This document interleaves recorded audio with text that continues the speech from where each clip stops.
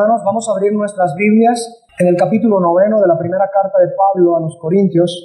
Y vamos a estar leyendo desde el versículo 3 hasta el versículo 14, que es la lectura del pasaje que tenemos durante este fragmento de la serie, para estar entonces tocando el texto que conviene tocar el día de hoy, o que toca explicar el día de hoy. Así que vamos a leer desde el versículo 3 hasta el versículo 14. Leemos la palabra del Señor en el nombre del Padre, del Hijo y del Espíritu Santo. Amén. Contra los que me acusan, esta es mi defensa. ¿Acaso no tenemos derecho de comer y beber?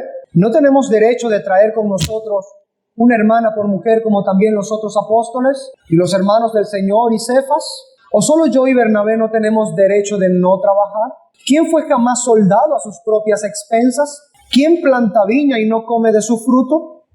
¿O quién apacienta el rebaño y no toma de la leche del rebaño? Digo esto solo como hombre. ¿No dice esto también la ley? Porque en la ley de Moisés está escrito: no pondrás bozal al buey que trilla.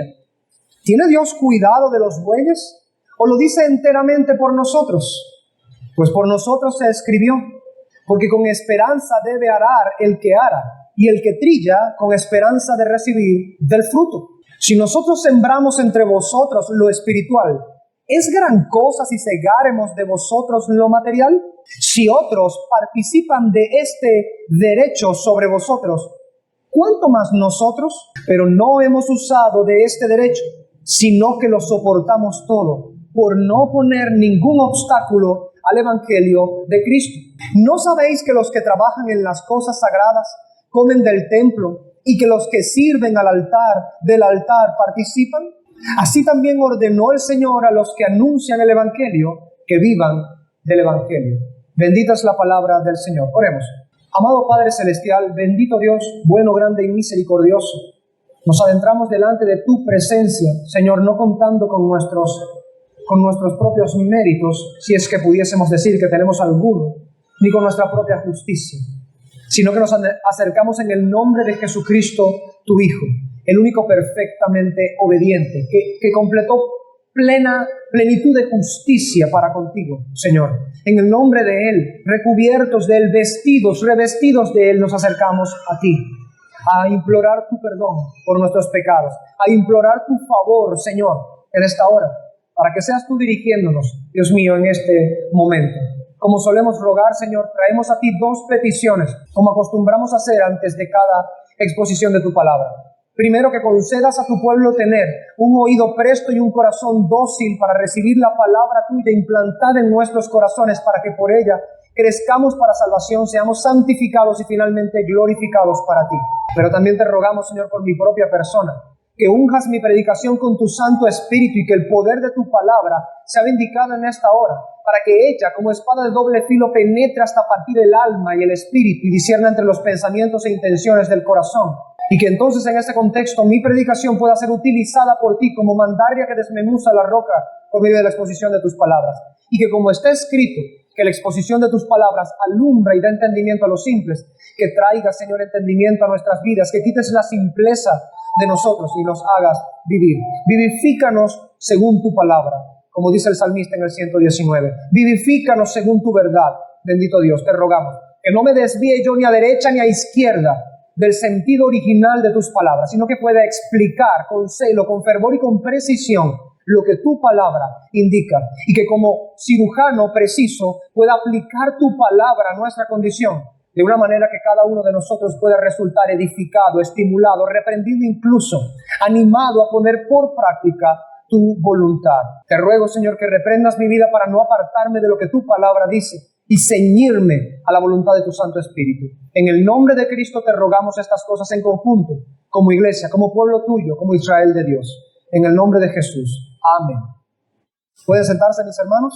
En el transcurso de nuestra serie práctica sobre la iglesia, hemos estado tocando breves fragmentos de lo que las Escrituras muestran en ciertas áreas de la iglesia según la Biblia, de la Asamblea del Señor según las Escrituras. como el Señor por supuesto lo ha revelado en su palabra. Creemos que la falta de la centralidad de las Escrituras en las iglesias modernas ha traído desastres en todas las áreas. Pero aún las iglesias que tienen celo y deseo de conformarse a lo que Dios dice en su palabra, aún así sufren por los embates del enemigo y por el pecado o los residuos del pecado que aún habita en nosotros como seres humanos. No hemos sido glorificados, eso es lo que queremos decir. Y como no hemos sido glorificados, evidentemente aún hay en nosotros pecado. Y como hay en nosotros pecado, pues por supuesto la iglesia como su conjunto, siendo la asamblea de gente que son pecadores redimidos, tienen fallas todavía que corregir. Y esa es la razón por la que cada segmento hemos venido tocando porciones de las Escrituras que hablan sobre áreas prácticas de la iglesia. Y en este segmento, como podemos corroborar con las demás predicaciones anteriores, hemos estado tocando qué es lo que debe hacer la iglesia con el dinero que recibe de los donativos u ofrendas. Hemos hablado acerca del sostenimiento de las viudas, de los huérfanos, de los pobres, de los desvalidos y extranjeros, y de cada uno de aquellos que la palabra del Señor encomienda tomar cuidado como asamblea del Señor. Y en esta última parte de ese segmento grande sobre el sustento que Dios manda a tener por caridad para con los necesitados en la congregación, hemos estado hablando también del deber que tiene la iglesia para con aquellos que sirven al Señor dentro de la iglesia del Señor. Esto como parte de este fragmento, eso como parte de un segmento, eso como parte de una serie. Que el Señor nos ayude. Ahora, hemos estado observando con detalle cómo el apóstol Pablo, en el pasaje que recién hemos leído, nos revela por el Espíritu Santo la voluntad del Padre en cuanto a la iglesia de Jesucristo y el sostenimiento de aquellos que sirven al Señor en su iglesia. En la primera exposición vimos cómo el apóstol muestra que el sentido común heredado de aquella misma institución divina sobre el trabajo que Dios dio allá en el Edén nos indica que toda labor debe ser remunerada. Hemos visto que el apóstol nos muestra también que la ley de Dios ordena que todo esfuerzo y trabajo en servicio a otro debe ser remunerado y que es legítimo que el ministro posea esta esperanza de recibir a cambio de su esfuerzo y arduo trabajo la remuneración de su empeño y sus labores. Ahora, con la ayuda del Señor, veremos cómo el apóstol prosigue en sus argumentos y dirigido e inspirado por el Espíritu de Dios pone de manifiesto que, a pesar de que lo muchos críticos e ignorantes pudieran pensar, lo que los ministros hacen en servicio a la iglesia del Señor es mayor que aquello material que ellos reciben en esta tierra a cambio de las labores ministeriales. Y que además, esto último es un derecho del cual solo los ministros tienen libertad de recibir o rechazar con todo lo que eso implica. Esta es la introducción a nuestro mensaje que he titulado en los textos versículos 11 y 12, sembrando lo celestial, cosechando lo terrenal, un derecho ministerial. Vamos entonces a nuestro pasaje y vamos al texto que nos corresponde el día de hoy, que son los versículos 11 y 12. Ya hemos visto los otros versículos. Pablo dice entonces en su lectura: si nosotros sembramos entre vosotros lo espiritual, ¿es gran cosa si segáremos de vosotros lo material? Y hagamos una primera pausa, por supuesto, en este versículo, porque he de tocar 5 puntos dentro de este versículo. Así que este versículo sería el punto 1, y los otros 5 tópicos dentro de este texto serían 5 subpuntos. Vamos con el primero, 1.1. El asunto de lo que se siembra. Tomemos consideración primeramente que el apóstol Pablo viene haciendo analogías con ciertas figuras del trabajo externo a la iglesia. Ha hablado acerca del labrador, ha hablado acerca del soldado, ha hablado acerca de los pastores que pastorean un rebaño. Y de esta manera está llevando la consideración de los corintios a que noten que cada una de estas áreas de trabajo fuera de la iglesia implican labores dentro de la misma iglesia. Hemos dicho eso también en la predicación pasada. El ministro ha de ser un soldado que se enfrenta a las huestes malignas en servicio a la iglesia y a Dios mismo. Es un pastor que pastorea, apacienta las ovejas de la grey del Señor, y es un labrador que está labrando el plantío de Jehová. Así que lo primero que debemos notar es que la figura de sembrar se emplea frecuentemente en la Biblia para denotar la predicación de la palabra de Dios. Generalmente es llamada la iglesia del Señor labranza de Dios, es llamada plantío de Jehová en Isaías. Hay muchas porciones en las Escrituras en donde la analogía como figura del sembrar y el cosechar se utiliza para con la predicación de la palabra del Señor para aquellos que puedan llegar a la iglesia del Señor, al pueblo del Señor y al mismo pueblo del Señor también. Hay un ejemplo que podemos notar que es por supuesto muy evidente, como la parábola del sembrador en Mateo capítulo 13, a partir del versículo 3. Vemos allí que el Señor Jesucristo dice, salió el sembrador a sembrar, ¿no? Y comenzó a regar la semilla. Y en la explicación de esa parábola, Él muestra claramente que la semilla es la palabra de Dios, que es sembrada en los terrenos que son los corazones de los hombres. Entonces, aquí el argumento del apóstol Pablo, en primer lugar, es que los ministros trabajan en sembrar la palabra de Dios en el pueblo del pacto. Ellos, los ministros, arduamente se esfuerzan en sembrar y labrar lo que aquí Pablo llama, note esta conjugación de palabras, espiritual, sembrar lo espiritual. Los ministros, así como los que trabajan en las labores de siembra y cosecha allá afuera, después de haber preparado bien el terreno, proceden a sembrar la preciosa semilla, que es la palabra del Señor. El meollo de esto es que Pablo enfatiza pertinente y adecuadamente la naturaleza de lo que se está sembrando. La semilla es espiritual. Es decir, sembrar lo espiritual entre vosotros, como dice él, es equivalente a decir sembrar lo celestial y divino entre vosotros. Es la primera consideración que debemos tomar en nuestra conciencia. Pablo, al decir el asunto, hay que sembrar, ¿qué es lo que se siembra? Dice él, nosotros sembramos entre vosotros lo espiritual. ¿Qué debemos entender entonces cuando Pablo dice sembramos entre vosotros lo espiritual? Pues que lo que se siembra de parte de los ministros que vienen del Señor para con la iglesia es lo celestial y lo divino, porque esta es la naturaleza de la palabra del Señor. Y esto es lo que procederemos a explicar un poco más. Por esta razón que recién he explicado, encontramos en las Escrituras sentencias como las que menciona Salomón. Escuche, por ejemplo, esta: aférrate a la instrucción, no la sueltes, guárdala porque ella es tu vida. ¡Wow! Eso es Proverbio capítulo 4, versículo 13. ¿Qué está diciendo Salomón con respecto a una instrucción que es obviamente, su naturaleza es metafísica, no es física, no es palpable? Esa instrucción que es metafísica, que es espiritual, como lo denomina el apóstol Pablo en nuestro texto, hay que aferrarse a ella porque esa enseñanza, esa instrucción es luz. Así que vemos que, por supuesto, la naturaleza de esa instrucción, de esa enseñanza espiritual, trae luz. Miren lo que dice el Proverbio 6:23. La enseñanza es luz y camino de vida, las reprensiones de la instrucción.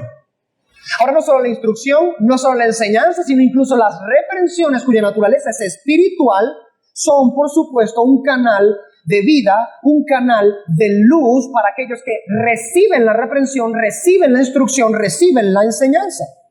O lo que menciona el salmista en el Salmo 119-130. Mencionado en nuestra oración al inicio, la exposición de tus palabras alumbra. ¿Se da cuenta? Exposición de las palabras, no es algo material, es algo espiritual. Y la exposición de esas palabras, que son espirituales, alumbran el alma, no solo el intelecto, sino los afectos del alma, los calienta. O como un ángel incluso mandó de parte de Dios a los apóstoles en Hechos 5:20, diciendo: id y puestos de pie en el templo, hablad al pueblo todo el mensaje de esta vida. O como respondió Pedro al Señor también, diciendo: Señor, ¿a quién iremos? Solo tú tienes palabras de vida eterna. Juan 6:63. O incluso como el mismo Pablo, de quien estamos tomando entonces en este contexto sus escritos, anunció en su discurso en una sinagoga de Antioquía, diciendo: a nosotros nos es enviada la palabra de esta salvación. Hechos 26. ¿Qué podemos ver entonces en conjunto en cada una de estas sentencias? Que las palabras que son de naturaleza espiritual, es decir, que provienen en ese contexto de la palabra del Señor, son llamadas luz, son llamadas vida, son llamadas vida eterna, son llamadas entonces salvación. Todas estas expresiones allí en las Escrituras nos muestran que el empleo de lo que se siembra espiritualmente es para vida, es para salvación, es para vida eterna.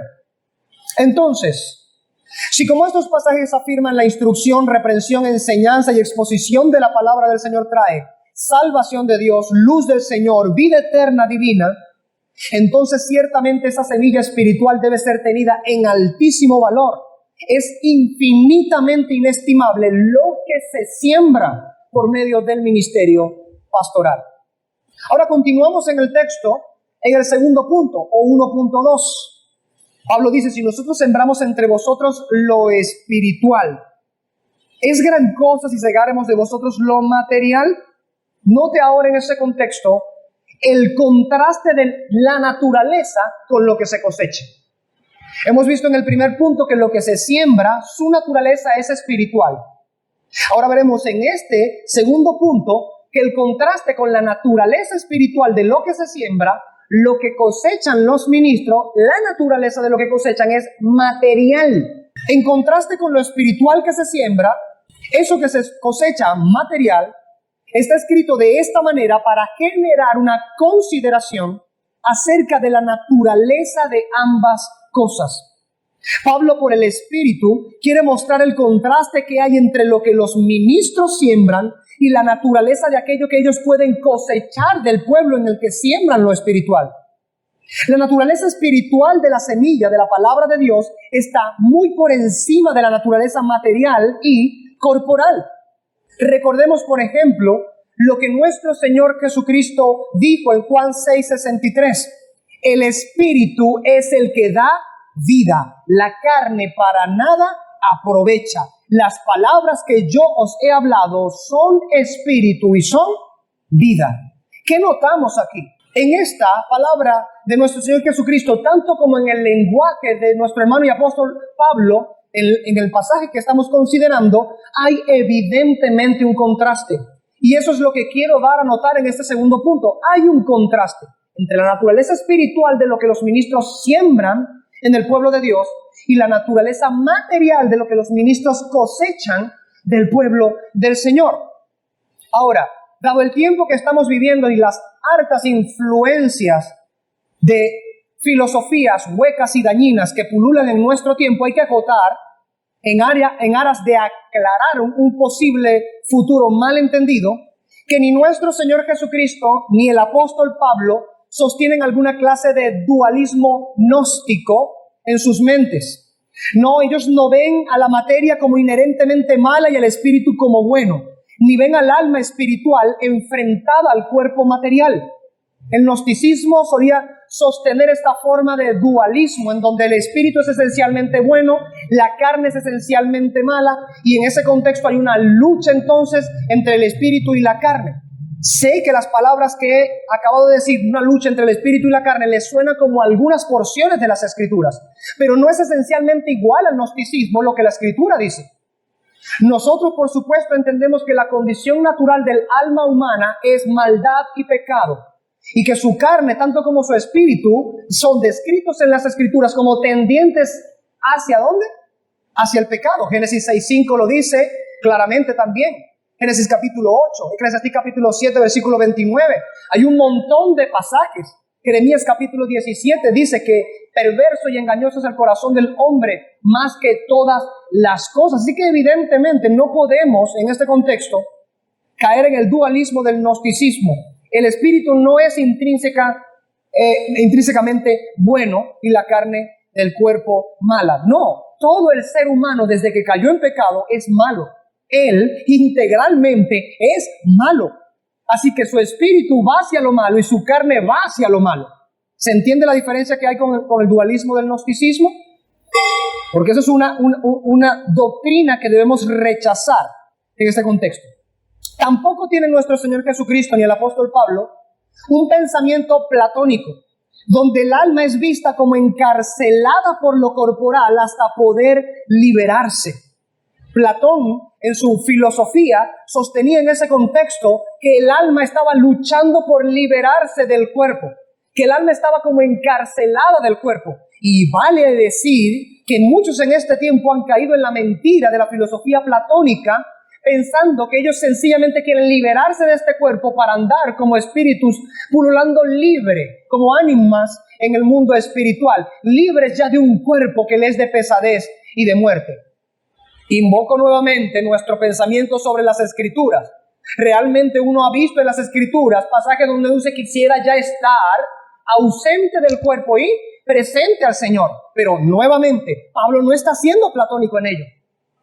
Porque el pensamiento de Platón es que sencillamente el verdadero ser del hombre es nada más el alma y está aprisionada por el cuerpo. Y que cuando es liberada del cuerpo, entonces comienza a vivir su vida y pulula como ánima en el mundo de los espíritus para quedarse para siempre de esa manera. Pero esa no es la verdad de las Escrituras. Nuevamente, en el contexto de Platón, considera entonces el cuerpo como malo, pero el alma queriendo librarse del cuerpo en el que se siente apretujada, se siente encarcelada para poder liberarse. No es así lo que nos dice las Escrituras. Dios creó un cuerpo y le insufló un alma para que así el hombre llegase a ser nefesh, un alma viviente, como dice Génesis. En su conjunto, cuerpo, alma y espíritu, unificados en un solo ser que fue llamado ser humano. No somos un alma con un cuerpo, somos un alma y cuerpo. Un alma viviente implica nuestro cuerpo e implica nuestra alma. Dios santificó tanto lo uno como lo otro. Dios creó tanto lo espiritual como lo material. Y en cierto sentido ha unido ambas cosas, y ambas cosas, si se sujetan a la ley de Dios, entonces son provechosas ambas cosas, lo material y lo espiritual. Además, que como cristianos creemos en la promesa bíblica misma de la resurrección corporal. Y eso entonces nos indica o nos recuerda que en los postreros tiempos todos los cristianos tendremos nuevamente nuestra alma unida a nuestro cuerpo, pero glorificados. Por lo que no podremos sostener el pensamiento dualista del gnosticismo, ni el pensamiento platónico sobre lo espiritual y material, sino que más bien, como está escrito, debemos anhelar que el Señor santifique espíritu, alma y cuerpo hasta la venida del Señor, como dice 1 Tesalonicenses 5:23. Así que habiendo dado ese pequeño paréntesis en este punto, de que ni Pablo ni el Señor Jesucristo están enseñando una filosofía platónica o gnóstica, entonces procedemos a explicar cuál es la naturaleza del contraste que están haciendo Cristo y Pablo, si no son el contraste que tiene en mente Platón en su filosofía o el gnosticismo dualista en su filosofía. ¿Cuál es el contraste que tiene entonces Pablo y Jesucristo en mente? Bueno, el contraste al que Pablo se refiere en nuestro texto es que aunque lo material es necesario y provechoso para la vida en esta tierra, lo espiritual está acompañando lo material, pero también está yendo lo espiritual por encima de lo material. Lo que los ministros pueden cosechar materialmente solo les abastece en términos temporales y corporales. Y por lo tanto, habrá de acabar en algún momento con el presente sistema de cosas. Mas no así con los que los ministros siembran de naturaleza espiritual en la iglesia. Porque lo que ellos siembran es de naturaleza espiritual, pero sirve tanto para lo material de la iglesia en esta época como para la eternidad. También hay un contraste de utilidad entre ambas cosas. La utilidad del contraste es que lo que cosechan los ministros de la iglesia solamente alcanza para esta vida. A algunos tampoco les alcanza tampoco para esta vida. Pero esa es la naturaleza de la utilidad en ese contraste, que solamente abastece para las cosas corporales y temporales. Pero lo que los ministros siembran, que es de naturaleza espiritual, la utilidad de ellos es para esta vida y para la otra también. Los ministros dan la palabra del Señor que alimenta hasta lo más profundo del alma. La iglesia da la comida material que alimenta las entrañas corporales de los ministros. Tercer lugar, o 1.3. Ahora, teniendo en cuenta lo anterior, es decir, qué es lo que se siembra y también el contraste de naturaleza que hay entre lo que se siembra y lo que se cosecha según las palabras de Pablo.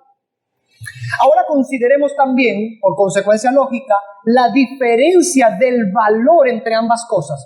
Si hay una diferencia de naturaleza entre ambas cosas, hemos de considerar, porque esa es la intención del apóstol Pablo al hablar de esta manera, el valor de cada una. Esa diferencia de naturaleza nos lleva a pensar necesariamente la diferencia de valor entre ambas cosas. Notemos primero el alcance del alimento espiritual provisto por medio de la administración de los siervos de Dios. Esta es evidentemente tanto para la vida como para la eternidad.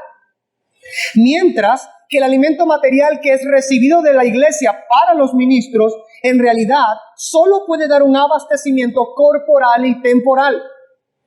Es decir, lo que los ministros reciben de la iglesia no pueden llevárselo a la eternidad. ¿Se entiende? Todo lo que pueda cosechar un ministro en este contexto, en el ámbito material de la iglesia a la que sirve, nada de lo que él pueda cosechar puede traspasar el umbral de la eternidad para llevárselo hacia la eternidad. En cambio, lo que los ministros siembran en la iglesia puede utilizarlo para este lado de la eternidad y ciertamente se lo ha de llevar hacia el otro lado de la eternidad. Así que el alcance de ambas cosas, lo sembrado y lo cosechado, ya nos indica en ese mismo contexto el valor de ambas cosas. Como está escrito, por ejemplo, en otro lugar, donde Pablo sentencia diciendo lo siguiente: porque el ejercicio corporal para poco es provechoso, pero la piedad para todo aprovecha, pues tiene promesa de esta vida presente y de la venidera. 1 Timoteo 4:8. Nuevamente Pablo, por esta vez escribiendo a su pupilo Timoteo, le dice: hay un contraste que debes tener en consideración aquí, Timoteo. Un contraste de utilidad. Aquello que se da para el cuerpo, lo que es corporal, tiene poco provecho. Pero aquello que se da para la piedad, es decir, lo de naturaleza espiritual, tiene provecho para esta vida y para la venidera. El pensamiento de Pablo está completamente claro. Hace notoria la diferencia entre lo material y lo espiritual. Señala que el ocuparse del cuerpo es poco provechoso en comparación de ocuparse con la piedad. Ahora, antes de que alguien diga que yo dije lo que en realidad no dije, no dice Pablo aquí que el ocuparse del ejercicio corporal tenga nulo provecho o incluso que se peca al ocuparse del ejercicio corporal. Hay algunos que podrían pecar con ello, pero él no está condenando per se el uso del cuerpo o incluso el entrenamiento de lo corporal, sino que es poco provechoso a la luz del provecho que tiene ocuparse de lo espiritual. Así que, ¿cuál es el punto? Bueno, simplificando lo anterior, explicándolo y aplicándolo a nuestro contexto, podemos decir claramente que el valor de lo que es sembrado por los ministros es mayor que el valor de lo que es cosechado por los ministros.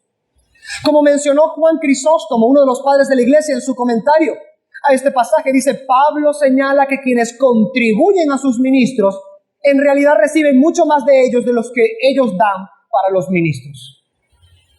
Ese debería ser el pensamiento natural al acercarnos a una realidad como la que Pablo está describiendo en este pasaje, porque es lo que sucede en todas las iglesias sobre el orbe, sobre el mundo. Lo que los ministros están continuamente sembrando, dado que es la palabra imperecedera de Dios, evidentemente la naturaleza y alcance de esa semilla espiritual que se siembra es mucho mayor que lo que ellos pueden llegar a cosechar. Entonces, por esto decimos que el provecho de lo que materialmente pueden cosechar los ministros de parte de la iglesia abastece únicamente lo corporal y temporal, mientras que lo espiritual que ellos siembran en la iglesia alcanza, como dice Pablo a Timoteo, esta vida presente y la venidera. Creo que al considerar precisamente el valor que hay entre una y otra, al considerar el alcance que hay en diferencia entre una y otra, gracias hermano, la naturaleza misma de lo que se siembra y de lo que se cosecha, podemos nosotros ahora entrar a entender el argumento que Pablo está empleando en su pregunta retórica. 1.4, o el cuarto renglón de este primer punto. Aquello que encontramos entonces en la pregunta retórica de Pablo es un argumento llamado de mayor a menor. Y esto es lo que en cuarto lugar vamos a profundizar en nuestra sentencia de este texto. Se hace mucho más fácil contestar esta pregunta del apóstol Pablo al razonar consistentemente en lo que ya antes hemos expuesto. Si nosotros sembramos entre ustedes lo espiritual, ¿es gran cosa si cegáremos de vosotros lo material? Ahora, centre su atención a la expresión paulina al decir en su pregunta retórica, porque tiene muchas razones Pablo de escoger esas palabras. Aunque no escribe como mero hombre, sabemos que la escritura es inspirada por Dios y que los santos hombres de Dios hablaron siendo inspirados por el Espíritu de Dios. Aún así, no se niega la misma voluntad del apóstol Pablo al escoger estas palabras. La atención entonces debemos centrarla en la expresión que en la pregunta retórica el apóstol Pablo levanta al decir gran cosa. Él dice en ese contexto, ¿es gran cosa si cegáremos de vosotros lo material? No crea que de alguna manera el apóstol Pablo está siendo irónico en ello. En realidad está siendo muy realista. La pregunta retórica solamente tiene una forma de responderla. He aquí que ahora Pablo, usando de un argumento de mayor a menor, presiona el pensamiento de la iglesia al llevarlos a considerar todo lo que aquí antes se ha expuesto con detalle para nosotros. ¿Realmente es gran cosa cosechar lo que solo alimenta corporal, terrenal y temporalmente, cuando lo que los ministros están sembrando en la iglesia les abastece a ellos en lo espiritual, celestial y eternamente? Esto dice para que cualquiera pueda darse cuenta de la diferencia que ya hemos notado y para que en lo que se desprende del contraste de la naturaleza de ambas cosas y el valor de ambas cosas, quede la respuesta de la pregunta sumamente evidente. No es gran cosa.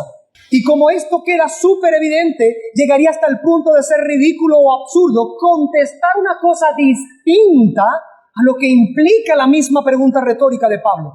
Cualquier creyente debería poder admitir sin mucho esfuerzo que lo que recibe de sus maestros, guías y cuidadores espirituales termina siendo mayor que aquello que Él les da en remuneración a ellos, para que puedan ocuparse de sus necesidades temporales. Si lo que los ministros dan a la iglesia es evidentemente mayor en valía y utilidad que lo material, entonces, ¿es gran cosa premiar a nuestros ministros dándoles lo de menor valía y utilidad? Ese es el argumento del apóstol Pablo. Hermanos, si quiero hacer un breve paréntesis antes de leer un comentario de unas cuantas líneas de un teólogo presbiteriano llamado Albert Barnes. Antes de eso, quiero considerar precisamente el asunto. Como cualquier ministro que intenta ser honesto en predicar las Escrituras y que ha de hablar bíblicamente acerca de estos temas en particular, que suelen ser de una manera, se vuelven pues álgidos, uno siente siempre temor al hablar de estas cosas, porque uno sabe que el corazón del ser humano es tan engañoso, tan pérfido, tan inclinado hacia la maldad, que muchos pudieran estar escuchando estas palabras y estar pensando detrás de estas palabras hay una intención maligna para aprovecharse de la iglesia, para enriquecerse. Yo invoco el santo nombre de Dios como testigo entre nosotros, que el mismo testimonio de quienes sirven aquí en la iglesia debería desbaratar para siempre la presunción de que al hablar nosotros de estas cosas estemos procurando enriquecernos de la iglesia. Creo que nuestro mismo testimonio debería desbaratar cualquier argumento o pensamiento presuntuoso de esa naturaleza si llega a nuestra mente. Si llega un pensamiento a nuestra mente, hermanos, será el diablo, será nuestro pecaminoso corazón, pero ciertamente no es de parte del Espíritu de Dios, al menos no en nuestro contexto. Y hago esto delante del nombre de Dios, habiendo invocado el nombre de Dios. Que Dios juzgue si estamos hablando mentira en este contexto. Habiendo dicho eso y cerrado este paréntesis, es necesario siempre aclarar estas cosas. Quizá alguno que incluso estuviera visitando me dice, bueno, llego a la iglesia y lo primero que están haciendo es hablar de que hay que darle plata al pastor. No es eso lo que estamos diciendo. Estamos enseñando cómo la palabra del Señor ordena a la iglesia del Señor que tiene un deber con respecto a aquellos que les sirven a la iglesia del Señor. Si verdaderamente están haciendo su labor como debe ser, por supuesto, ¿no? Como ya lo hemos venido hablando. Ahora, un pensamiento que traigo como comentario de este pasaje que me pareció pertinente traer es del teólogo presbiteriano Albert Barnes, y él dice, hablando precisamente de esa diferencia de naturaleza entre lo que se siembra y lo que se cosecha de parte de los ministros, y la valía y utilidad que tiene lo que se siembra en contraste con lo que se cosecha. En este argumento de mayor a menor, Albert dice esto: impartimos bendiciones de más valor que aquellas que las que recibimos. Nosotros recibimos un suministro para nuestras necesidades temporales, pero a ustedes os impartimos bajo la bendición divina el evangelio con todas sus esperanzas y consuelos. Os presentamos a Dios con el plan de salvación, con la esperanza del cielo. Instruimos a vuestros hijos, os guiamos por el camino del consuelo y la paz. Os levantamos de las degradaciones de la idolatría y del pecado y abrimos ante vosotros la esperanza de la resurrección de los justos y de toda la bienaventuranza del cielo. Y para ello nos entregamos al trabajo y al peligro por tierra y por mar. Y puede cuestionarse si todas estas altas y exaltadas esperanzas son de tanto valor para un moribundo como la pequeña cantidad que será necesaria para atender las necesidades de aquellos ministros que son los medios para impartir estas bendiciones. Sé que la última pregunta retórica de este ministro fue como muy larga, pero lo que él quiere decir, el resumen de lo que él ha dicho en ese contexto es: todo lo que el ministro imparte de parte de Dios, que es de naturaleza espiritual, es como abrirnos las puertas del cielo. Nos guía de la degradación de la idolatría. Nos guía en el proceso y camino de la santificación. Vamos creciendo en gracia y en conocimiento de nuestro Señor Jesucristo. Toda esta tarea y muchas otras cosas que antes hemos mencionado también, los ministros tienen como peso sobre sus hombros para guiar a la grey de Dios. Entonces termina preguntando Albert en ese contexto, puede cuestionarse si estas altas y exaltadas esperanzas que son derramadas sobre la iglesia del Señor pudiera compararse a esa pequeña cantidad que será necesaria para atender las necesidades de aquellos que son precisamente los medios para darles a ustedes estas esperanzas exaltadas. El contraste no debería ser tan difícil observarlo. Todos deberían poder, con su conciencia limpia en ese contexto, encontrar que el argumento del apóstol Pablo en ese contexto va de mayor a menor. Es mayor lo que siembran los ministros en la iglesia del Señor. Por lo tanto, no es gran cosa si cosechan de ellos lo material, porque lo material no es igual a lo espiritual. Si acaso debiera, hermanos, haber una sensación de intercambio injusto, vamos a colocarlo en comillas, esa sensación de intercambio injusto podría tenerla el ministro esforzado y no la iglesia. Pues lo que él da será siempre de mayor valor que lo que él recibe. Recibe para alimentar sus entrañas y las de sus familias. Pero lo que él da es para alimentar el alma ahora y en la eternidad. Si algún sentimiento podría haber que una gran cosa se está dando a cambio de otra cuyo valor no es ni siquiera equiparable, ese sentimiento solo podría tenerlo el ministro del Señor, puesto que lo que entrega es mayor que lo que recibe.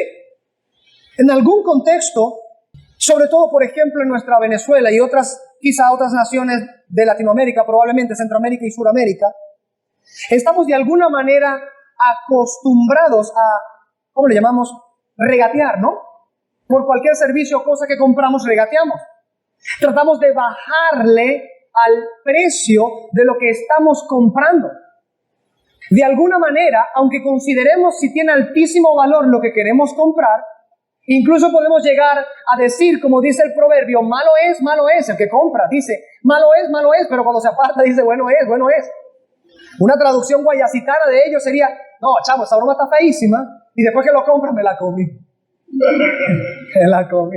Le rebajé el precio y lo compré a mejor precio. ¿Cierto que es así? De alguna manera esa naturaleza de tender a bajar el pago que se da por otro servicio, de alguna manera lo trae la gente como una especie de chip también dentro de la misma relación servicio eclesial, remuneración eclesial. Y muchos en ese contexto ni siquiera consideran que la naturaleza, como hemos venido viendo, de lo que está sembrado o está siendo sembrado o ha de sembrarse por los ministros en la iglesia, nunca podrá ser satisfecho de manera equiparable por lo material que ellos puedan cosechar. Todo lo material que ellos puedan cosechar acerca de sus labores en la iglesia nunca podrá compensar adecuadamente lo que ellos siembran en la iglesia. Y esto no es jactancia. Se debe a la naturaleza de lo que ellos siembran, no por ellos mismos, sino a la naturaleza de lo que ellos siembran, que es la bendita palabra del Señor. La valía, utilidad y alcance de la palabra del Señor no puede compararse a nada material que ellos puedan recibir a cambio de la iglesia. Ese es el argumento de Pablo. Así que si hubiera un sentimiento de que es desventajoso, de que de alguna manera es un intercambio injusto, el único que podría sentir eso es un ministro, no la iglesia. A menos claro está, en ese contexto, que la iglesia esté recibiendo un servicio que no es bíblico de parte de quienes son ministros. Ahí uno pudiera pensar en ese contexto, no es legítimo, me están estafando a la iglesia. Y hay muchas iglesias así, por supuesto. Pero no es el caso que estamos hablando del pasaje. No es el caso en el que estamos hablando del pasaje. Pablo se había esforzado. Así como hay muchos ministros esforzados en muchísimas iglesias, y las iglesias, al igual que Corinto, no habían considerado las necesidades de aquel que había invertido lo más valioso, lo más útil, lo de mayor alcance eterno en ellos. Así muchas iglesias como Corinto no están considerando estas cosas. Aún así, vale acotar que hasta donde le es posible, un verdadero ministro siempre va a entregar de parte de Dios al pueblo del pacto lo que es para provecho y edificación y bendición eternas de la iglesia. Incluso si él mismo no recibe lo que su labor realmente merece, como es el caso de Pablo y de muchos otros ministros también. Como se comenta en este texto, traeré a colación un comentario de Jamieson, Fawcett y Brown, 3 teólogos y ministros ortodoxos y reformados, que nos dan una mirada particular en este asunto que debe traer a consideración lo que hemos estado hablando. Ellos dicen: nosotros, quienes hemos sembrado en vosotros lo infinitamente más preciosos tesoros del Espíritu, podemos reclamar al menos en recompensa la sola cosa que vosotros tenéis para dar, a saber, lo que alimenta las tripas. Él dijo las carnes, pero yo me refiero a las tripas porque es precisamente eso a lo que él se refiere. A colocarlo en nuestro contexto. Lo que hay en contraste entre uno y otro debería ser notorio, porque al ser sembrada la palabra del Señor y diciendo la misma Escritura que nada es comparable a la palabra del Señor. Note, por ejemplo, lo que el Salmo 138:2, parte B del texto, dice: has engrandecido tu nombre, ¿y qué? Y tu palabra, a la par de todas las cosas, dice eso, por sobre todas las cosas. Hay una sola cosa que está a la par del santísimo nombre de Dios. ¿Qué es? Solamente la palabra de Dios. Y la palabra de Dios es dispensada como semilla espiritual para ser sembrada en ustedes por medio de los ministros. ¿Puede compararse lo que ellos cosechan, que es de naturaleza temporal, corporal y material, con lo que ellos siembran en la iglesia? Ese es el argumento del apóstol Pablo. No puede compararse. Hay una sola forma de contestar esta pregunta retórica del apóstol Pablo. ¿Es gran cosa si cosecharemos de vosotros lo material? No, no es gran cosa. Porque la naturaleza, valía y utilidad y alcance de lo que se siembra traspasa todo lo que ellos pudieran cosechar de vuelta por sus labores. Calvino comenta en este contexto diciendo: aunque el alimento y el vestido no son de la misma naturaleza que los trabajos de un ministro, ¿qué daño sufres si premias lo inestimable con algo pequeño y despreciable? Porque en proporción a la superioridad del alma sobre el cuerpo, la palabra del Señor supera al sustento exterior en cuanto es alimento del alma. Cuando Calvino dice en este contexto, premiar lo inestimable con algo pequeño y despreciable, hermano, por favor, no crea que está diciendo que hay que premiar a nuestros ministros con lo más pequeño y lo despreciable. No es eso lo que está diciendo. Y en la próxima predicación del domingo que sigue lo veremos con mucha carga bíblica. El punto de Calvino al comentar este pasaje es el mismo que está haciendo el apóstol Pablo. A la luz de lo que se siembra, ¿qué es lo que se cosecha? Es como una cosa despreciable y pequeña delante de la eternidad, de la valía, de la utilidad y alcance de la palabra del Señor. Lo que los ministros cosechan es algo pequeño y despreciable. Pequeño porque no es eterno como lo que ustedes reciben. Despreciable porque no es inestimable como la palabra de Dios que trasciende hacia la eternidad. Entonces, si eso es así, ¿Cuánto mayor mal habría en una iglesia si el ministro es impedido para que ni aún posea aquello que es de menor valor en contraste con lo que él siembra? Si ya un ministro cosechando lo material y que abastezca todas sus necesidades, según el consenso de todos los ministros de la cristiandad, lo que reciben en proporción comparado a lo que ellos siembran es pequeño y despreciable. ¿Cuánto mayor mal hay cuando una iglesia no se ocupa ni siquiera de dar esa proporción, que delante de la palabra de Dios es pequeña y despreciable? Esto debería llevarnos a meditar seriamente. Y con ello pasamos al quinto punto de nuestro primer texto, o 1.5, la obligación de servir con lo material. A todas estas uno encuentra las palabras de Pablo siempre con cuidado. Pablo no se abalanza de una vez a caerles a palazo a las personas diciendo ustedes tienen que hacer esto y tienen que hacer esto y esto y esto y esto. No es como, y hay que aclararlo y decirlo, no es como muchos que ostentan y que incluso usurpan el ministerio pastoral el día de hoy, que utilizan la grey para enriquecerse y las exprimen y los obligan y los coaccionan para que esto sea así. Ciertamente hay un deber de parte de la iglesia de sostener a sus ministros, pero cuando esto es entendido bíblicamente no hay ninguna necesidad de coaccionar a la iglesia para que la iglesia lo haga. Si la iglesia entiende que es deber ante Dios, entonces cubrirá su responsabilidad ante el ministro de Dios. Es tan sencillo como eso. Por eso Pablo cuando habla con tanto cuidado. Aún así, como veremos a continuación en este quinto punto, no podemos dejar de ver que hay ocasiones en que algunas iglesias como Corinto cierran su corazón de una manera tan vergonzosa que hace necesario que algunas expresiones más severas salgan a la luz. Ahora, aunque Pablo menciona estas cosas que hemos recién escudriñado como una pregunta retórica para dejar por obvio su argumento, aún así es menester considerar breve pero atentamente lo que Pablo considera como deber de quienes se aprovechan de los bienes espirituales. Y he utilizado bien la palabra, se aprovechan de los bienes espirituales. Es decir, sacan provecho de los bienes espirituales. La iglesia saca provecho de los bienes espirituales que reciben de los ministros. Y se recibe precisamente de aquellos que le dispensan esos bienes espirituales. Por ejemplo, en una circunstancia distinta y con personas distintas también, pero siguiendo el mismo principio que yace bajo sus palabras en nuestro texto, Pablo le dice a la iglesia en Roma las siguientes palabras. Puede buscarlo en Romanos 15, versículos 26 y 27. En el mismo contexto del que venimos hablando, Pablo dice, Macedonia y Acaya, presta atención a eso, hermano, tuvieron a bien hacer ofrenda para los pobres que hay entre los santos que están en Jerusalén, pues les pareció bueno y son deudores a ellos, porque si los gentiles han sido hechos participantes de sus bienes espirituales, deben también ellos ministrarles de los bienes materiales. Amén a la palabra del Señor. Considérese cuáles son los principios que esencialmente fundamentan el pensamiento de Pablo en estas sentencias. ¿Qué es lo que está diciendo? Al describir lo sucedido entre los judíos cristianos de Jerusalén y los gentiles cristianos de Macedonia y Acaya. ¿Qué es lo que está diciendo Pablo? Que ellos vieron a bien, tuvieron como bueno preparar ofrenda para las necesidades de los creyentes judíos. ¿Por qué razón? Pablo, dinos por qué razón. Lo que el Espíritu Santo inspira a Pablo a escribir en este contexto concuerda perfectamente con lo que venimos hablando en nuestro pasaje. Por cierto, cuando Pablo habla acerca de Macedonia y Acaya, que ellos tuvieron a bien tener una ofrenda para con los judíos cristianos en Jerusalén, en la provincia romana de Acaya estaba Corinto, de la misma que estamos hablando en nuestro pasaje.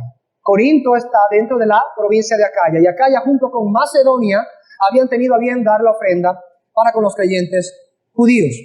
Pablo menciona que los gentiles son, escuche esta expresión, deudores a ellos, a los judíos creyentes. ¿Por cuál razón se sienten y son deudores los creyentes gentiles para con los creyentes judíos? Porque los gentiles fueron hechos participantes, dice Pablo, de sus bienes espirituales. No hay un intercambio de materia por materia aquí. No es que los judíos tuvieran una especie de intercambio comercial, que dieron ellos de alguna manera un bien material y luego los gentiles pagaron con otro bien material el bien material que los judíos dieron a los gentiles. No fue así. Pablo dice que se sienten deudores los gentiles creyentes con los judíos creyentes porque estos judíos creyentes les hicieron participar de sus bienes espirituales. Por eso se sienten deudores a ellos. Es decir, nos comunicaron el camino de la verdad y de la salvación. Así que nos sentimos deudores con ellos. Hemos participado de sus bienes espirituales. Lo lógico ahora es que nosotros les hagamos participar ahora a ellos en su necesidad de los bienes materiales. Es decir, los unos recibieron bienes espirituales de los otros. Y ahora esos unos deben ministrarle bienes materiales a esos otros. Note claramente las expresiones que utiliza por el Espíritu de Dios el apóstol Pablo. Dice, son deudores. Note con atención esas palabras, hermanos, porque en nuestro recinto el día de hoy están ejemplificadas claramente las dos partes que en este texto también se mencionan. Tanto los que dan bienes espirituales como los que dan bienes o deben dar bienes materiales. Note claramente las expresiones de Pablo, son deudores. Deben ministrarle los bienes materiales, deben. Eso no lo inventa un ministro, eso lo dice el Señor. En el cristiano genuino, el sentimiento de deuda para con aquellos que le suministran los bienes espirituales generará un ineludible sentimiento del deber. Alguien que verdaderamente entiende, acepta, valora, se da cuenta el alcance, valía y utilidad que tiene lo que le está siendo sembrado de parte de Dios en ello por parte de los ministros, dice, lo que hago yo por ellos es nada. Lo que doy en el avance y para ayudarlos en sus necesidades temporales es nada. Eso es lo que Pablo está diciéndole a los romanos allá con respecto a Macedonia y Acaya y los judíos creyentes. La relación que Pablo presenta aquí en ese pasaje es una que no admite otra forma de interpretación. Realmente quienes se ven aprovechados por los bienes espirituales de alguno tienen el deber de suministrarle materialmente bienes para su sustento. Ahora, volviendo al texto de nuestro pasaje, lo que Pablo ha dicho a la iglesia en Roma es igual a lo que le ha dicho a los corintios. Es lo mismo. Los principios son exactamente iguales. En ambos lugares se muestra que lo espiritual es mayor que lo material y que no es gran cosa si los que reciben lo espiritual abastecen de lo material a aquellos de quienes se sirven espiritualmente. Son deudores a ellos. Deben suministrar al menos lo material a aquellos de quienes han recibido lo mayor, lo mejor, lo eterno, lo espiritual. Este es el mismo principio que subyace en la ordenanza de Gálatas 6:6 que antes hemos mencionado también. Dice, y al que se le enseña la palabra, ahí está, lo espiritual, que comparta toda cosa buena con el que le enseña. Y ahí está, lo material. Esta correlación, hermanos, ha sido colocada por Dios mismo. Y es la forma en la que Él lleva la iglesia dirigida para que los asuntos internos puedan continuar ejerciéndose, para que la iglesia misma pueda ser equipada, que los santos puedan ser equipados, como dice Efesios capítulo 4, y entonces la iglesia en su conjunto pueda hacer lo que debe hacer.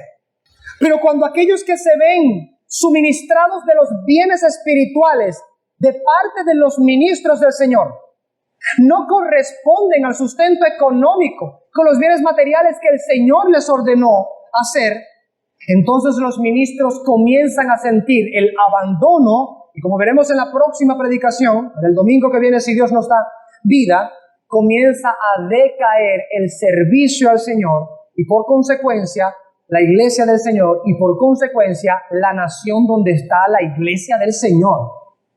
Esta es la influencia que puede llegar a tener el abandonar a los ministros del Señor, el de quitar el sustento a los ministros del Señor, que ellos no puedan ocuparse en ese contexto de darles lo espiritual a la iglesia y por lo tanto la iglesia desprovista de bienes espirituales comienza a decrecer su conciencia de todas las demás cosas. Entonces, la iglesia cristiana debe entender, debe aprender y aplicar esta verdad. Debe internalizar estas cosas en su corazón la iglesia cristiana. Debe sentir con suficiente conciencia su deuda para con quienes constantemente le instruyen, enseñan, aconsejan, reprenden, animan, guían, protegen a tiempo y fuera de tiempo. Dicho en una sola expresión, la iglesia debe estar ineludiblemente comprometida en sustentar a quienes la pastorean. Es un deber ineludible.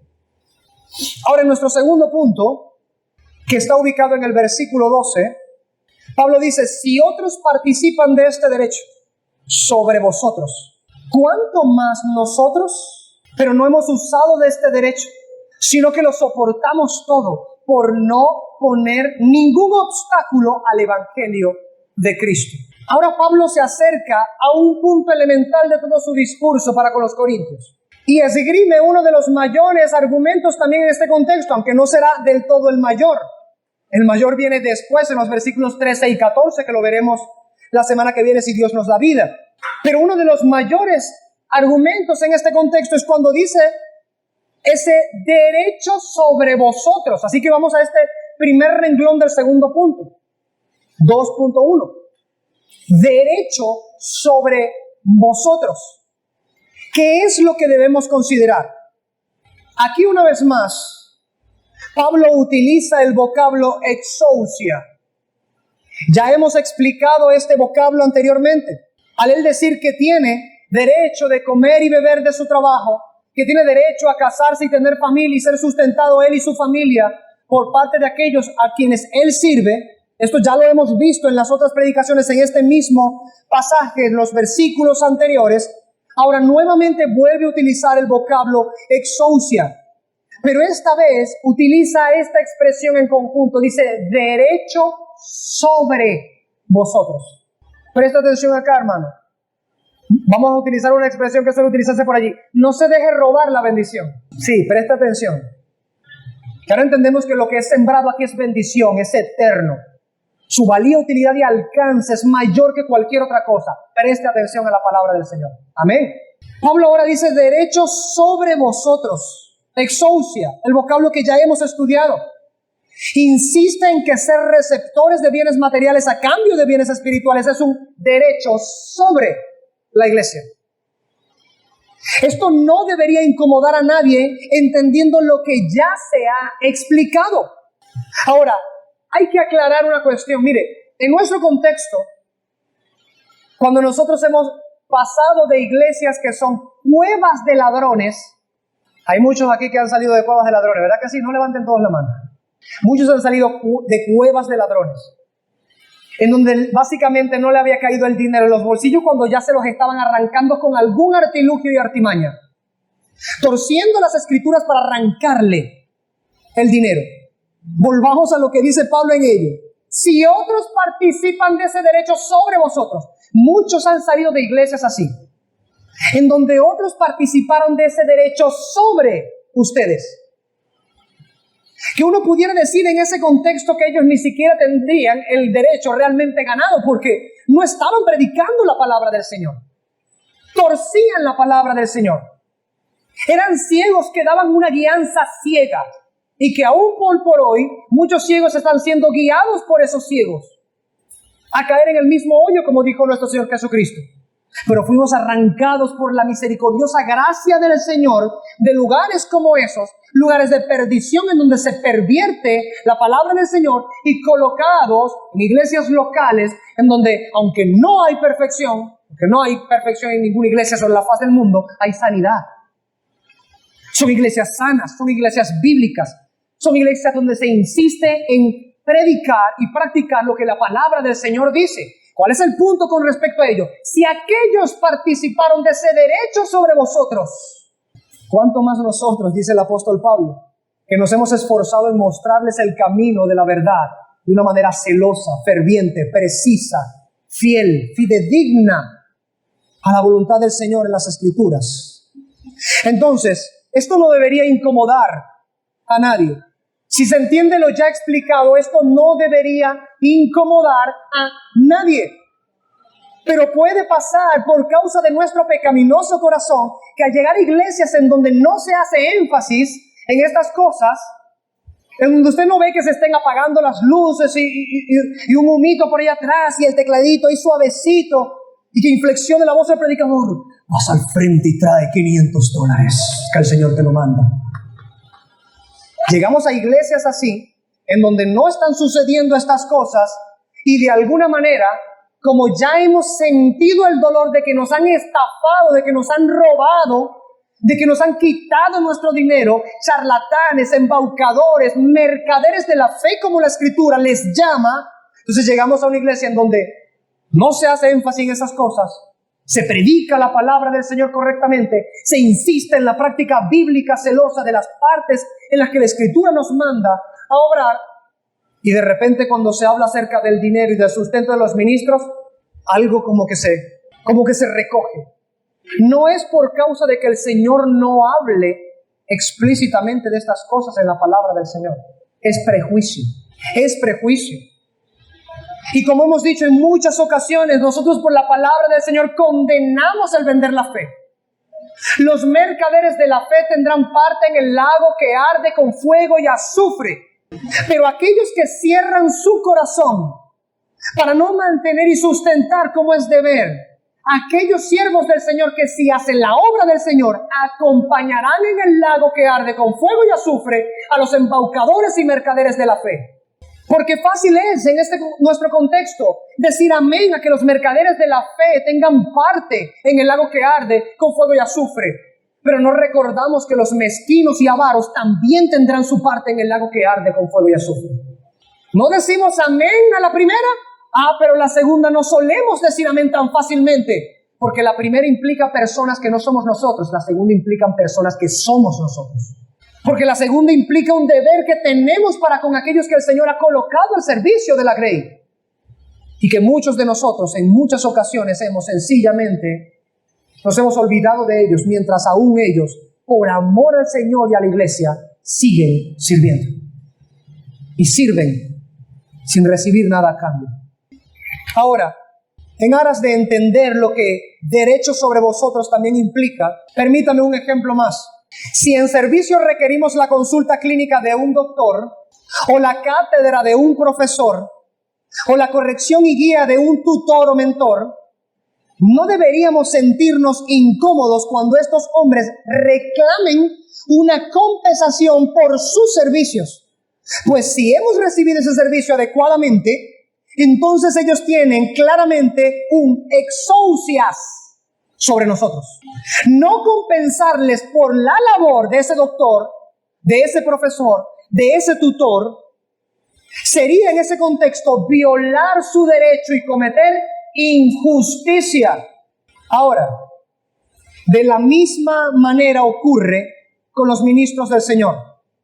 De ellos se sirve la iglesia con su consulta médica espiritual, con su cátedra bíblica, con su corrección y guía para mentorear a las almas. Nunca debe olvidarse que por causa que el Señor ha instituido a los ministros como sus trabajadores en la iglesia del Señor y por causa del servicio que ellos dan a la iglesia del Señor, Dios mismo les ha dado por derecho sobre la iglesia que sean sustentados por aquellos que se sirven de los bienes espirituales que los ministros dispensan por la gracia de Dios. Así que aplicando el ejemplo que recién he enunciado ante ustedes y ante el Señor también, ¿por qué la mente puede jugarnos de una manera tan frívola en este contexto con los ministros del Señor, no? Uno hace un esfuerzo y dice, mira, la consulta médica vale tanto, pero necesitamos la consulta médica. Oye, pero paga tanto por 40 minutos, por 50 minutos. A veces los doctores hacen un mateo de 30 minutos. Algunos doctores ni siquiera son buenos doctores. Bueno, pero ¿qué más nos queda? Necesitamos la consulta médica, hay que pagarlo, hay que buscar la plata. ¿No? Así actuamos. Queremos la mejor educación para nuestros hijos, buscamos entonces cuánto vale aquella universidad. Caray, hay que pagar esto, esto y esto, porque los catedráticos allí, los profesores, los decanos, etcétera, hay una educación firme, buena, bien dirigida.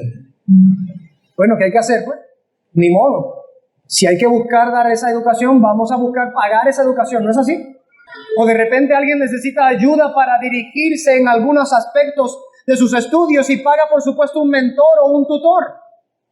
O si de alguna manera va y lo encuentra gratuito en una universidad, él está recibiendo el pago por otra parte, porque tiene que recibir el pago por sus servicios.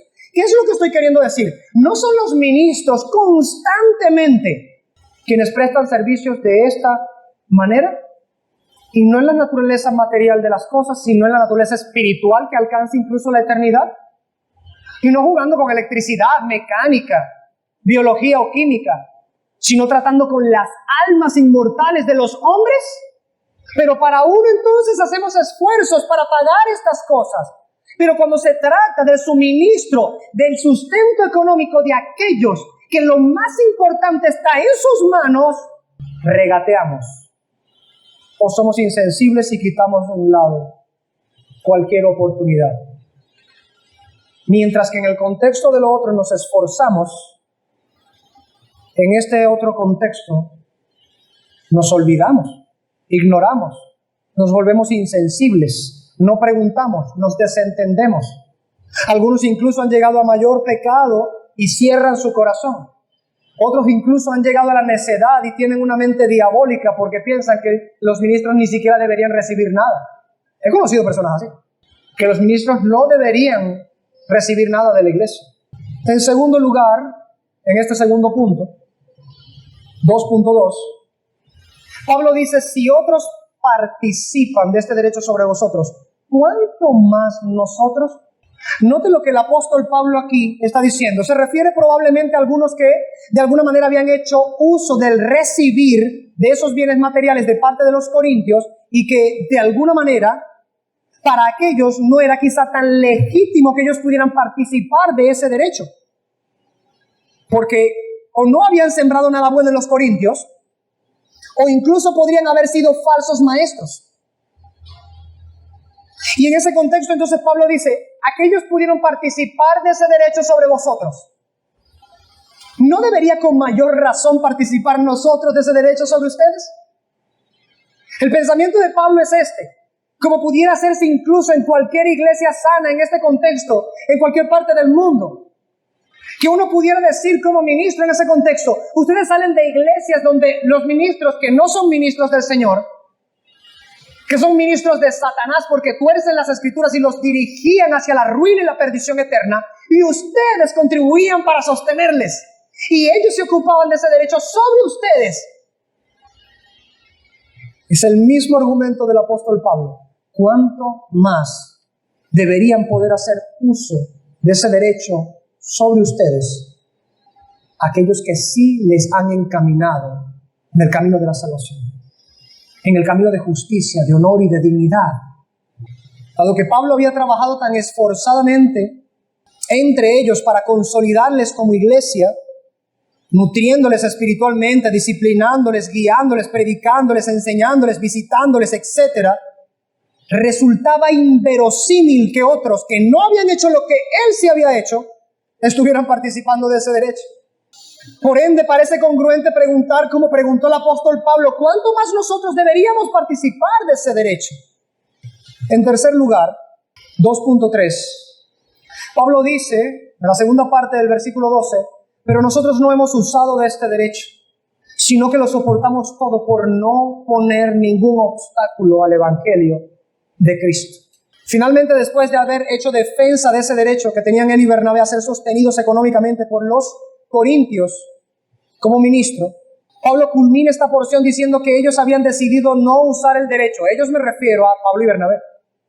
Toda la defensa que él ha esgrimido hasta ahora de que los ministros deben ser sostenidos por las iglesias a las que sirven, todo eso no es que lo ha echado a la basura, sino que ha mostrado cómo exactamente por estar en su derecho ha escogido no ser sostenido por esa iglesia.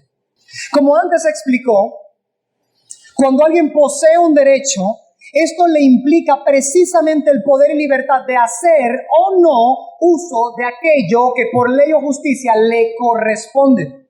Por ejemplo, si yo por contrato trabajo para con una empresa y he trabajado el tiempo correspondiente para el pago que se ha contratado, Es mi derecho, el salario que debo recibir de parte de la empresa por la prestación de mi servicio. No es una regalía, no es una obra de caridad, no es una limosna o donativo lo que esa empresa ha de hacer con mi prestación de servicio. Aquello ya pasa a denominarse salario. ¿Se explica?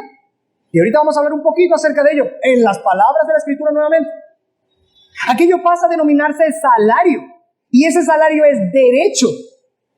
Así que la empresa, en lo que retiene el derecho del salario del trabajador, viola el derecho del trabajador y comete injusticia. Estoy completamente seguro que cualquiera de nosotros trabajando para una empresa se nos comete una injusticia como esa, y mínimo el Ministerio del Trabajo vamos yendo de una vez. En bicicleta, en autobús, a pie, le piden cola al hermano Robert en la moto. Cualquiera de nosotros que sufre una injusticia como ella, inmediatamente vamos a movernos porque dice, ya va, un momento. Esto ha tenido un esfuerzo de mi parte, un tiempo de mi parte, un empeño, una labor, acciones concretas.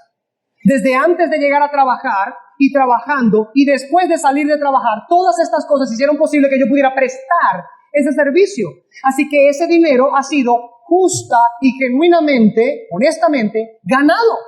El salario no pasa a ser visto como una especie de regalía. Incluso si la empresa diera el dinero completo para decir, a ver, eso es un regalo para ti.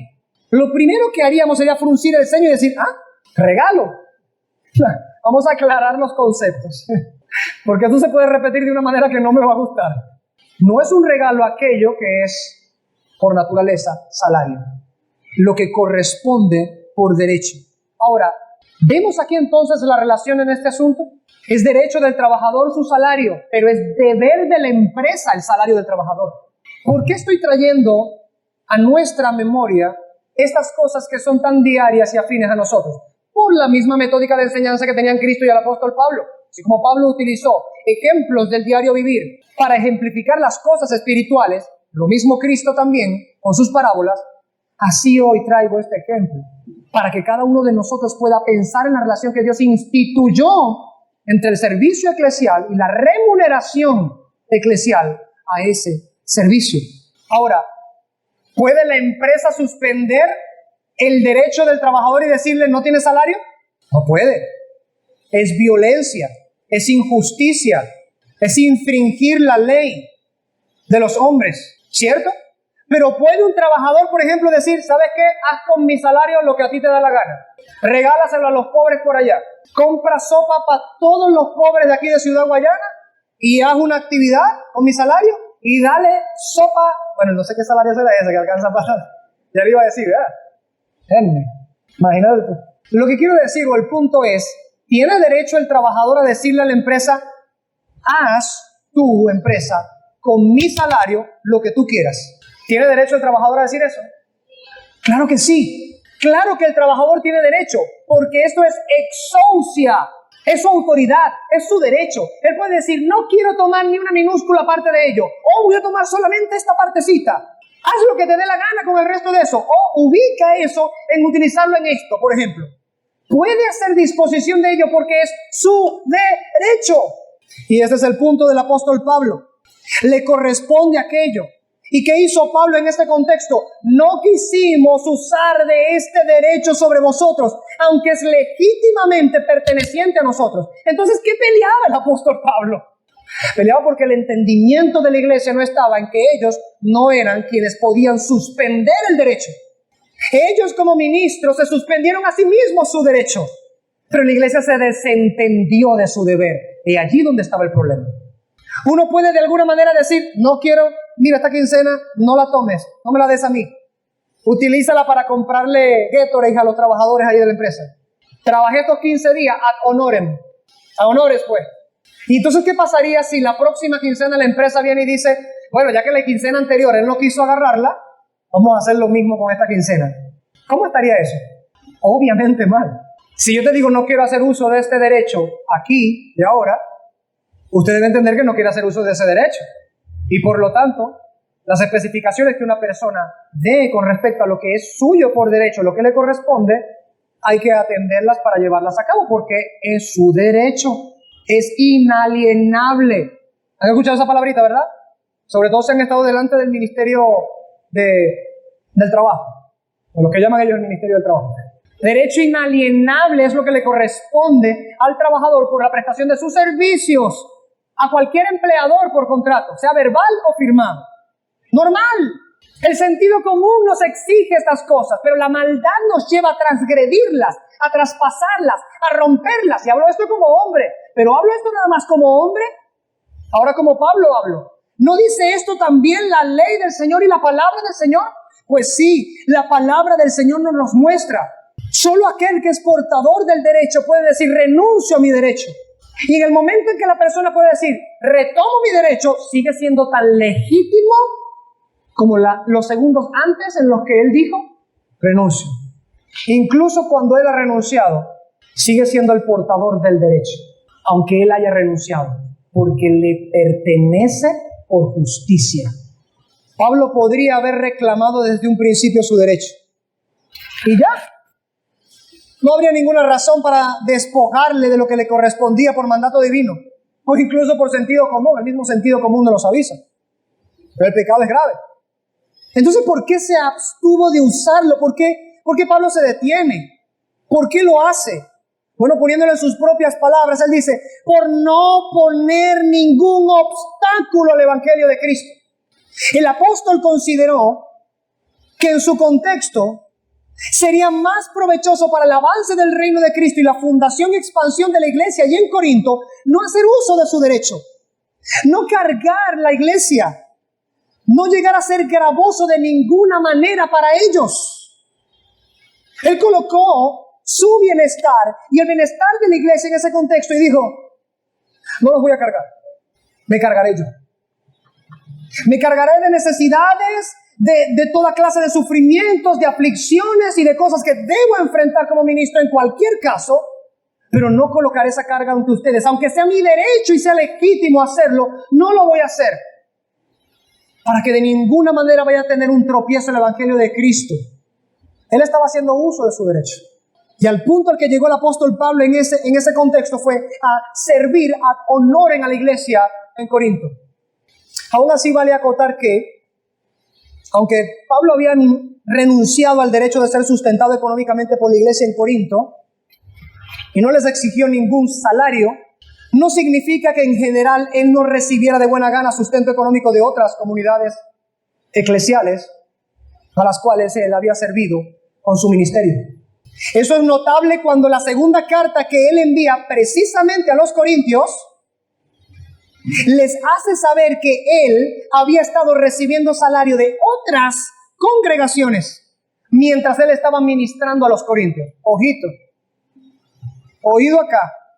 Permítame citarle esta porción de las Escrituras, 2 Corintios capítulo 11, versículo 8.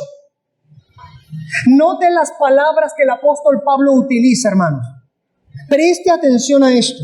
Él dice, he despojado a otras iglesias, recibiendo salario para serviros a vosotros. He despojado a otras iglesias para recibir salario sirviendo a vosotros. Yo conozco gente así. Conozco un hombre, no sé si en la carne o en el espíritu. El vocablo despojar allí, hermano, considera estas cosas. ¿Por qué es necesario prestar atención con detalle a estas cosas para que nuestro pensamiento sea formulado con lo que la ley de Jehová dice?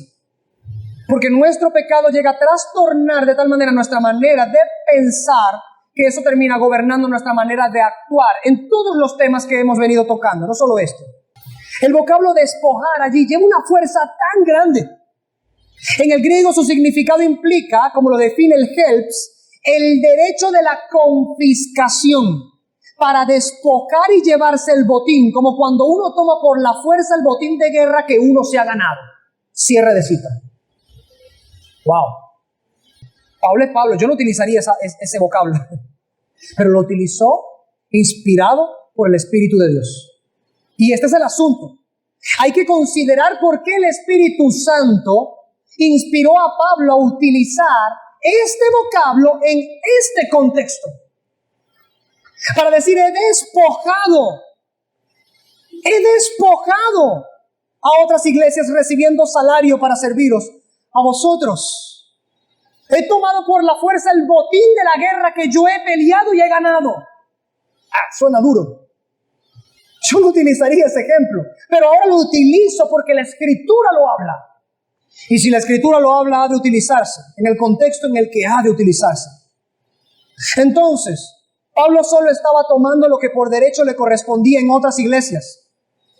Se lo había ganado por su indescriptible esfuerzo y sobresaliente labor, aunque como él mismo diría más adelante en esa misma carta, no yo sino la gracia de Dios en mí. Como dice 1 Corintios 15:10. Lo que Pablo dice es que, aunque no usó de su derecho para con los corintios, hizo uso con diligencia de lo que las otras comunidades eclesiales daban como salario a su ministerio, para él poder seguir sirviendo a los corintios. De hecho, vale acotar también en este contexto que incluso las iglesias de Macedonia, que si podemos recordar toda nuestra serie a los filipenses, ¿dónde estaba Filipos? ¿En qué provincia? La provincia de Macedonia.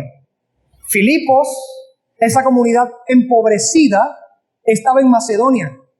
Ellos, que en general no eran más pudientes que los corintios, estaban dando salario al apóstol Pablo para que él pudiera continuar realizando su labor. ¡Qué cosa, hermano! Como hemos dicho desde el primer segmento de toda esta serie realizada precisamente a este punto, no es cuestión de chequera o de cartera, es cuestión del corazón. Es cuestión de entender la palabra del Señor. Los más pobres estaban dando salario para que el ministro sirviera a una iglesia que no tenía ni el entendimiento que debía hacer con su ministro. ¿Y todo para qué? Renunció Pablo a ese derecho para con los corintios. Para no ser gravoso a los corintios. Por amor a los corintios. Para que el evangelio pudiera tener mejor acogida y recepción entre ellos. Para que ninguno pudiera tener una dificultad en su desarrollo como creyente, como cristiano, que no lo debería haber, pero Pablo conoce cómo son los corazones de las personas. Lo sabía, y por eso dijo, es más provechoso no hacer uso de ese derecho. ¿Cuál es la conclusión? ¿Cuál es entonces el mensaje que para la iglesia cristiana hoy se deriva e implica de este texto de parte del Señor? ¿Qué cosas debemos entender y cuáles han de practicarse habiéndolas entendido? Básicamente 3 cosas. Primero, que la naturaleza y el valor o valía y utilidad del trabajo que arduamente desempeñan los ministros para las iglesias es mucho mayor que cualquier recompensa material que estos reciban por su labor. Debemos aprender esto, es un principio bíblico. Segundo, que la iglesia del Señor debe reconocer su deuda para con los ministros y por lo tanto tiene el deber ante Dios de proporcionarles los bienes materiales necesarios para su sustento económico, porque la iglesia se sirve de los bienes espirituales que son trascendentales y eternos por medio de los ministros. Tercero, que los ministros pueden reclamar o renunciar a su derecho de ser sustentados económicamente por las iglesias a las cuales sirven en el Señor, por derecho instituido por Dios mismo. Pero las iglesias no tienen concesión divina a desentenderse del deber que tienen para con los ministros que les sirven esforzada y bíblicamente. Esto es sumamente claro en las palabras del Espíritu Santo que Pablo escribió para nosotros y las iglesias cristianas el día de hoy. Concluyo con un pensamiento de Matthew Henry, un teólogo puritano y pastor reformado. El pueblo tiene el deber de mantener a su ministro. Él podría declinar su derecho, como hizo Pablo, pero transgreden un precepto de Cristo los que niegan o retienen el debido sostén a los ministros. Y ahora debería ser más que obvio para nosotros esa conclusión de Matthew Henry. Vamos a ponernos de pie para orar al Señor. Sembrar lo celestial y cosechar lo terrenal es un derecho ministerial por ordenanza divina. Que el Señor nos ayude Inclinemos nuestros rostros, vamos a orar. Amado Padre Celestial, Señor y buen Dios, te agradecemos que en tu infinita bondad, en las muchedumbres de tus misericordias, nos hayas permitido escuchar tu palabra, la exposición de tus palabras al hombre. Lo que hoy mismo ha sucedido es una prueba misma de lo que se ha predicado incluso. Las reprensiones de la instrucción dirigen a la vida. Son vida eterna tus palabras. Son luz tus palabras. Y aquí tu pueblo recibe la semilla espiritual que en ellos se siembra. Te rogamos, Señor, que esa semilla pueda dar fruto, mucho fruto para gloria y honra de tu nombre. Creemos, Señor, que tú estás tratando con nuestra iglesia en todas las áreas en las que has venido tratando. Creemos que tu palabra es poderosa y que con el obrar sobrenatural de tu Espíritu Santo tú haces que penetre la palabra hasta muy en el fondo, hasta que ya no tengamos, hasta que ningún hijo de Dios tenga escapatoria, que no haya cabida para ningún otro pensamiento. Así que te rogamos que tengas de nosotros misericordia y nos dirijas en cada una de las cosas que hemos venido aprendiendo por tu palabra a lo largo de esta serie práctica. Nos ayudes a reformarnos según tu palabra. Ayúdanos, bendito Dios. Bendice tu iglesia. Hazla crecer en gracia y en conocimiento de nuestro Señor Jesucristo. Y dirígenos, bendito Dios, para hacer todas las cosas según el beneplácito de tu voluntad, según la voluntad que tú nos has revelado en tus escrituras. En el nombre de Cristo te rogamos estas cosas. Amén.